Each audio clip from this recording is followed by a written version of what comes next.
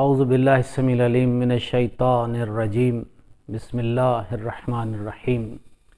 الحمد للہ رب العالمین الذی کان موجودا قبل حدوث الاشیاء ویبقى بعد فناء الاشیاء الحی القیوم ذو الجلال والاکرام الصلاۃ والسلام علی سید الانبیاء والمرسلین سیدنا و نبینا ابی القاسم محمد ثم الصلاۃ والسلام علی آلہ الطیبین الطاہرین المعصومین المنتجبین المنتخبین المہدیین المظلومین الذین اذهب اللہ عنہم الرجس وطہرہم تطہیرا ولعنۃ اللہ علی اعدائہم اجمعین من یومنا ھذا الی یوم الدین اما بعد فقد قال الحکیم فی القرآن المجید والفرقان الحمید وَهُوَ أَصْدَقُ الصَّادِقِينَ وَقَوْلُهُ الْحَقُّ بسم اللہ الرحمن الرحیم یوم ندعو کل اناس بامامہم۔ عزیزان گرامی قدر، مومنین کرام، پروردگار عالم کا انتہائی احسان عظیم کہ اس نے ہمیں اس خانوادہ عالی کے در اقدس سے متمسک رکھا کہ جس خاندان میں، جس سلسلہ جلیلہ میں ایک سے بڑھ کر ایک ہستی ہے، ہم جن 14 معصومین علیہم السلام پر ایمان رکھتے ہیں، ان پر یہ ایمان رکھتے ہیں کہ یہ اس منصب جلیلہ پر اللہ کی جانب سے فائز کیے گئے ہیں۔ اسی منصب جلیلہ کے حامل افراد میں سے 7ویں سلسلہ عصمت کی کڑی فرد عظیم اور امامت میں 5ویں تاجدار جناب امام محمد باقر علیہ السلام یکم رجب المرجب سن 57 ہجری کو مدینہ منورہ میں بروز جمعہ حیات ظاہری میں متولد ہوئے۔ عزیزان گرامی قدر، یہ آپ کے علم ہے کہ سرکار نے حضرت امام زین العابدین علیہ السلام کے خانہ اقدس میں آنکھ کھولی، لیکن جو اختصاص اور جو خاص کیفیت اور حیثیت چہاردہ معصومین علیہ السلام میں مولا امام باقر علیہ السلام کی ہے، وہ یہ کہ آپ کے والد گرامی امام حسین علیہ السلام کے صاحبزادے یعنی مولا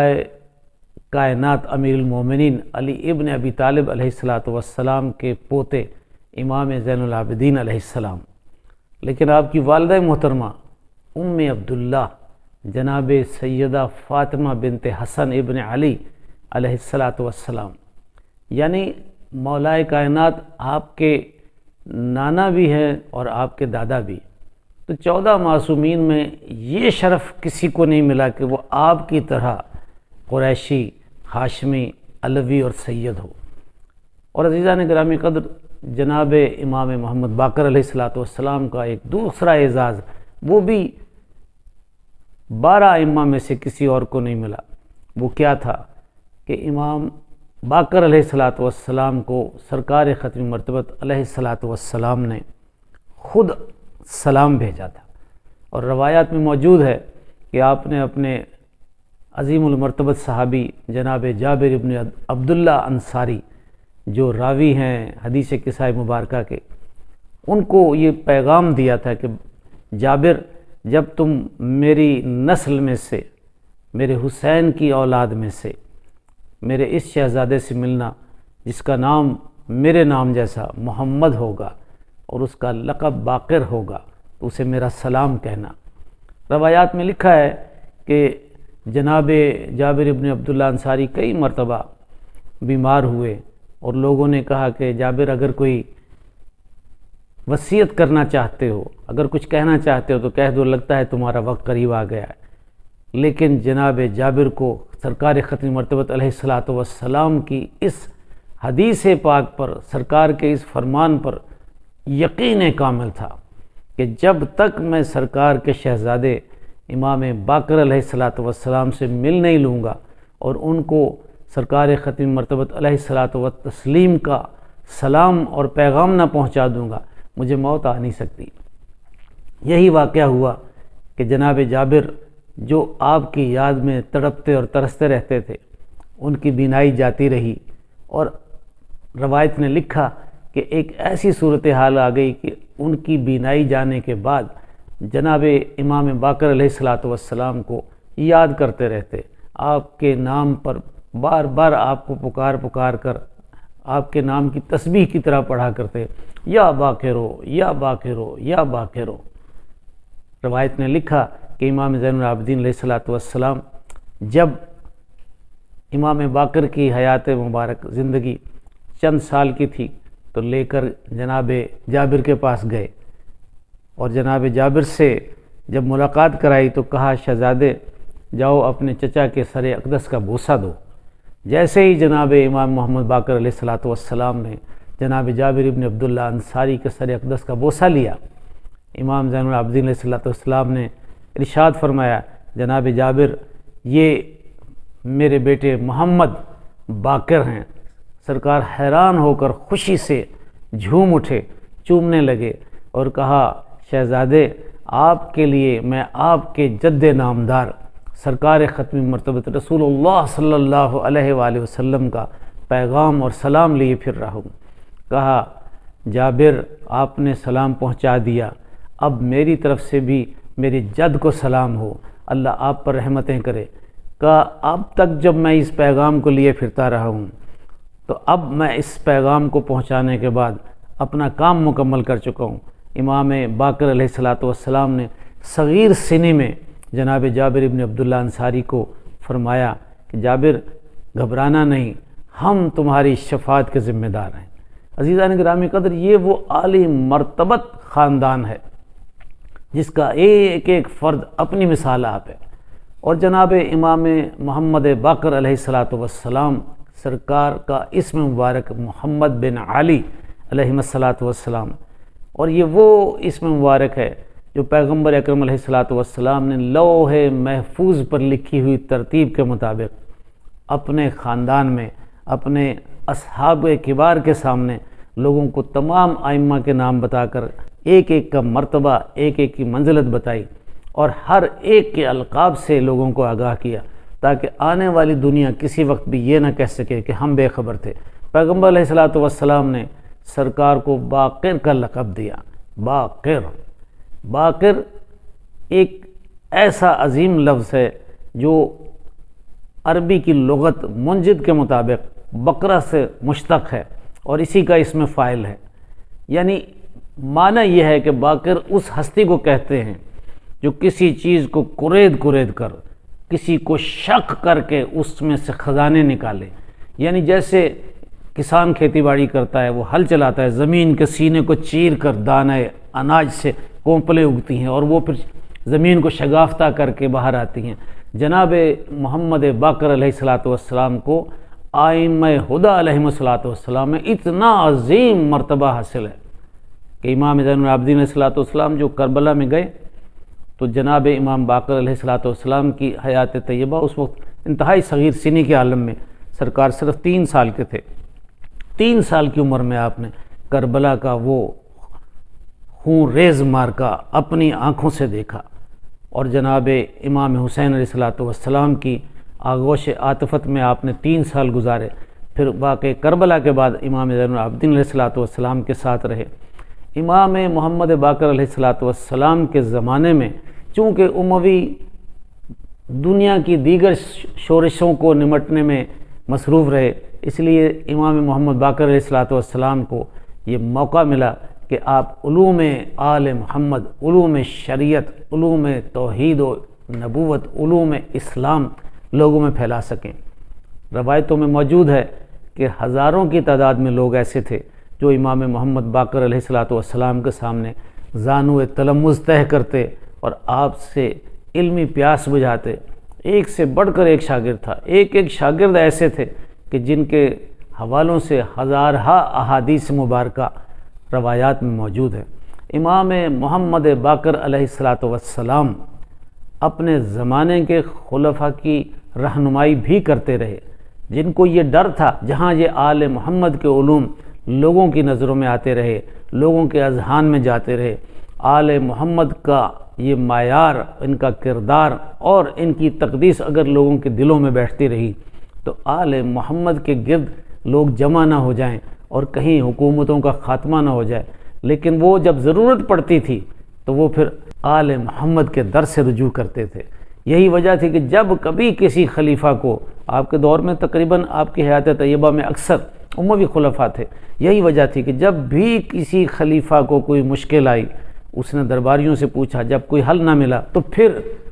انہوں نے یہی جواب دیا، علیک بالباقر من آل محمد، تمہیں چاہیے کہ آل محمد میں سے جناب باقر سے رابطہ قائم کرو، ان سے پوچھو۔ تاریخ میں ملتا ہے کہ چونکہ اس زمانے میں تمام درہم و دینار رومی سلطنت کے رائج تھے، اور روم کی سلطنت نے جو نصرانیوں کی سلطنت تھی، جہاں عیسائیوں کی حکومت تھی، انہوں نے چاہا کہ کسی طریقے سے سرکار ختم مرتبت علیہ السلام کی توہین کی جائے اور اسلام کی توہین کی جائے۔ اب خلیفہ بہت پریشان ہوا کہ سکہ ان کا چلتا ہے، خدا نخواستہ اگر انہوں نے اس سکے پر کوئی ایسی چیز رقم کر دی جو دین اسلام کے خلاف ہو، یا خدا نخواستہ کوئی ایسی چیز رقم کر دیں سکوں پر جس سے مسلمانوں کے پاس کوئی جواز نہ ہو، کوئی اس سے بچ نہ سکیں، اس سے راہ فرار اختیار نہ کر سکیں۔ امام محمد باقر علیہ السلام سے جب رابطہ کیا گیا، سرکار نے فرمایا کہ بہترین بات یہ ہے کہ تم اپنے اسلامی سکے رائج کرو۔ پھر مولا نے لوگوں کو اس کا ڈیزائن دیا، طریقہ کار بتایا، اور فرمایا کہ ایسے ایسے سکے درہم و دینار کے بناؤ، ایک طرف توحید ہو، کلمہ لا الہ الا اللہ ہو، دوسری جانب محمد رسول اللہ ہو یا سرکار ختم مرتبت علیہ السلام کا نام نامی ہو۔ اب جب یہ سکے رائج ہو گئے تو روم کا تسلط جاتا رہا۔ تو عزیزان گرامی قدر، مملکت اسلامیہ اور تاریخ اسلامیہ میں پہلے سکے جاری کرنے کا بھی شرف آل محمد کو جاتا ہے۔ جناب امام محمد باقر علیہ السلام کے معجزات بہت ہیں۔ آپ سے لوگوں نے بار بار جگہ جگہ باتیں پوچھیں۔ کسی نے پوچھا کہ یہ قرآن مجید میں یہ جو آیت اتری ہے، یوم ندعو کل اناس بامامہم، اس سے کیا مراد ہے؟ تو امام نے فرمایا کہ اس سے مراد میرے جد نامدار سرکار ختم مرتبت رسول اللہ صلی اللہ علیہ وآلہ وسلم ہیں، اور پھر ان کے ذریعے ان کے جانشین ہم 12 امام ہیں جن کو اللہ نے اپنی جانب سے نص سے امامت دے کر بھیجا ہے۔ اللہ نے وہ علم دیا ہے جو علم کسبی نہیں، علم وہبی ہے، علم لدنی ہے۔ ہم وارث علم ہیں، ہم ہیں وارث قرآن۔ عزیزان گرامی قدر، یہی واقعہ ایک راہب کے ساتھ ہوا کہ جب راہب نے سرکار سے سوالات کیے اور میرے مولا نے اس کو لاجواب کر دیا تو حیران ہو کر پوچھتا ہے کہ آپ کون ہیں؟ جب سرکار سے تعارف ہوا تو روایات نے لکھا ہے کہ بعد میں اس نے بھی دائرہ اسلام میں قدم رکھا۔ آل محمد کے در سے علم ملنے والا وہ عظیم خزانہ ہے جو جناب صادق آل محمد تک جناب باقر کے بعد آیا، اور جناب باقر وہ عظیم ہستی ہیں جنہوں نے علوم آل محمد کی ترویج و اشاعت کے لیے شبانہ روز محنت کی، کبھی نہیں اپنے لیے کوئی آسائشیں مہیا کی، لیکن لوگوں کو بار بار علم قرآن، علم حدیث، علم شریعت، فقہ، ہر چیز کی تعلیم دیتے رہے۔ سرکار فرماتے تھے کہ وَعَلَّمْنَا مَنْطِقُ الطَّيْرِ وَأُوتِينَا مِنْ كُلِّ شَيْءٍ، کہ اللہ نے ہمیں پرندوں کی زبان بھی سکھائی ہے، پرندوں کی بولیاں بھی سکھائی ہیں، اور ہمیں تمام علم دیا ہے۔ اب جب تمام کا احاطہ کریں تو پتہ چلتا ہے کہ اول زمانے سے آخر زمانے تک آنے والے تمام علوم سرکار کو ملے۔ ایک دفعہ سرکار حج کے زمانے میں تشریف لے جا رہے تھے کہ کسی نے دیکھا کہ 7 سال کا ایک بچہ اکیلا تنہا سفر کرتا ہوا جا رہا ہے۔ ملا جامی کہتے ہیں کہ روایت میں ہے کہ ایک شخص نے پوچھا سرکار آپ کون ہیں اور کہاں جا رہے ہیں؟ فرمایا میں حج کے ارادے سے جا رہا ہوں، میں علوی ہوں، سادات ہوں، میرا نام محمد بن علی بن حسین ابن علی ابن ابی طالب ہے۔ اس نے پریشان ہو کر جب آپ کی طرف دیکھا کہ اتنی صغیر سینے میں اکیلے تنہا سفر حج کے لیے عازم ہوئے، تو تھوڑی دیر بعد سرکار کا کوئی نام و نشان نہیں پایا۔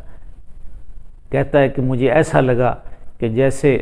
اس عظیم ہستی کو، اس شہزادے کو زمین نے اٹھا لیا ہو یا آسمان کی بلندیوں میں چلا گیا ہو۔ ایک دفعہ زمانہ حج میں امام محمد باقر علیہ السلام ایک خطبہ دے رہے تھے، جس میں سرکار نے فرمایا کہ اللہ نے ہمیں ہر شے کا علم دے کر بھیجا ہے، ہم دنیا کے لوگوں کے محتاج نہیں ہیں، دنیا ہمیں نہیں کچھ سکھا سکتی، ہم جو سیکھ کر آئے ہیں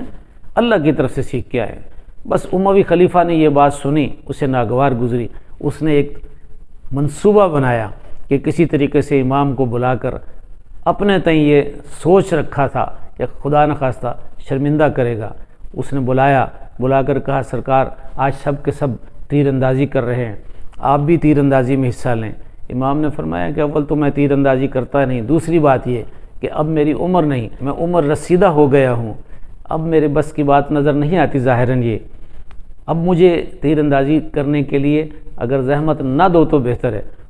تو اس نے فوراً سرکار پر اپنی طرف سے یہ چوٹ کی کہ آپ تو خود فرماتے ہیں کہ ہمیں اللہ نے ہر ہنر دے کر بھیجا ہے، ہم کسی سے نہیں سیکھتے۔ سرکار نے فرمایا اس میں کوئی شک نہیں، میرے پاک پروردگار نے ہمیں عظمتیں، صلاحیتیں، رفتیں، تقدیس دے کر بھیجا ہے۔ اللہ نے اپنے تمام خزانے ہم پر کھول رکھے ہیں، ہمیں کسی سے سیکھنا نہیں پڑتا، ہم جو چاہیں اللہ کے حکم سے کر سکتے ہیں۔ فوراً اس نے تیر کمان منگائے اور سرکار امام باقر علیہ السلام کے حوالے کیے۔ بسم اللہ پڑھ کر میرے مولا نے پہلا تیر لگایا، ٹھیک نشانے پر لگا۔ روایت نے لکھا کہ 9 تیر لگائے، ایک تیر لگتا تھا، دوسرا تیر اس کی دم میں جا کر لگتا تھا، یعنی یہ کیفیت تھی کہ ایک تیر پورا ہدف پر جا کر لگا تو سارے تیر ایک کے پیچھے دوسرا، دوسرے کے پیچھے تیسرا، 9 تیر جب اس طرح لگے تو پورے دربار کے سامنے خجالت سے اموی خلیفہ کہتا ہے کہ آپ تو فرما رہے تھے کہ میں تیر اندازی کرتا نہیں، دوسرا میں عمر رسیدہ ہو گیا ہوں۔ مولا نے مسکرا کر فرمایا کہ میں نے تمہیں کہا نہیں تھا کہ ہم منصوص من اللہ ہیں، اللہ ہمیں علم و ہنر صلاحیتیں دے کر بھیجتا ہے۔ عزیزان گرامی قدر، پروردگار عالم کا جتنا شکر ادا کریں کہ اس نے ہمیں اتنی عظیم ہستیاں، ایسے ہادیان برحق دیے جن کے ایک ایک قول کو، جن کے ایک ایک عمل کو اگر ہم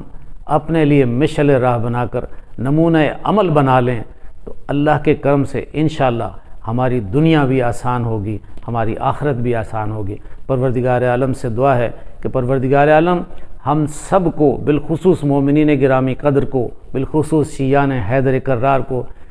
ائمہ طاہرین علیہم السلام کے فرامین کے مطابق زندگی گزارنے اور اعمال شرعیہ بجا لانے کی توفیق عطا فرمائے۔